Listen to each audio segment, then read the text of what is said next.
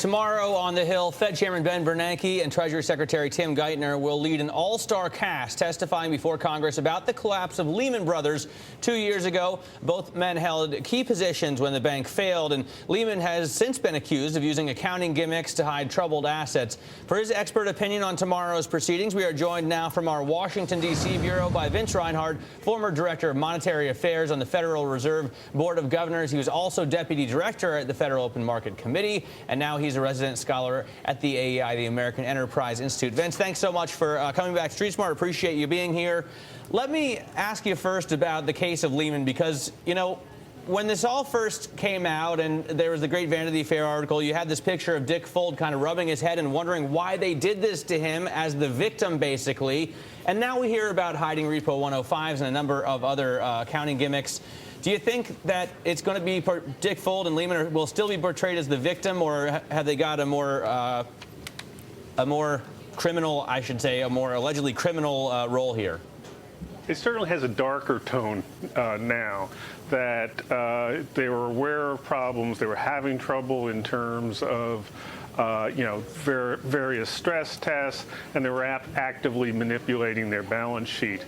The hard question for policymakers is how much was Lehman just doing things that market participants generally do, but perhaps on a bigger scale?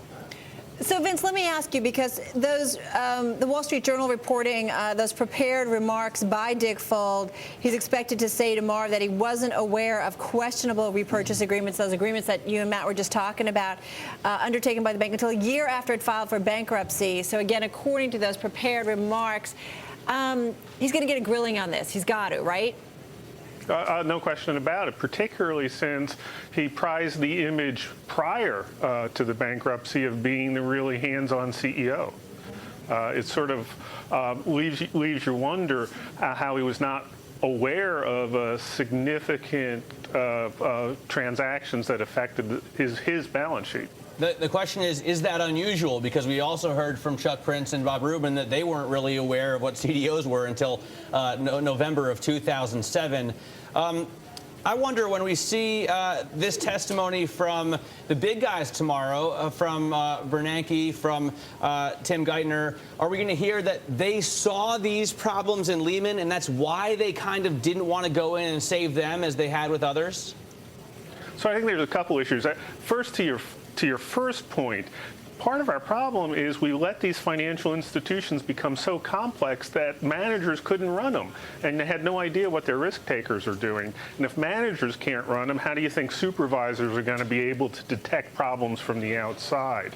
I think that the authorities are going to have to address the question, what did they know about Lehman, when did they know it, and who did they tell? Now, what they'll tell you is, I think, both Secretary Geithner and Chairman Bernanke will say they're not the regulator of Lehman. But they had business relationships with Lehman, and it's important to know who they told about the apparent problems. Well, you know, that's a good point. Let's talk about Bernanke, because we talked about it earlier on Street Smart. Apparently, Bernanke is expected to say that regulators urged Lehman to fix, quote, significant deficiencies in its available liquidity before the firm's failure in 2008. You know, Vince, the lawmakers are going to be talking to Bernanke. They're going to be talking to Fuld. I mean, who's going to, you think, make the stronger case? Is it going to be Bernanke, especially when he's going to be saying things like this?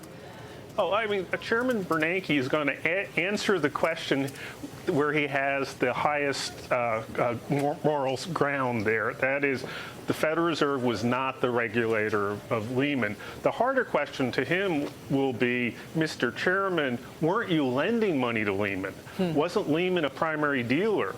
Weren't you clearing and settling any government securities transactions for Lehman? You had business relationships with Lehman. Did you use any of that as pressure for Lehman to change its behavior? And moreover, do you think you potentially misled market participants if you kept business as usual with Lehman?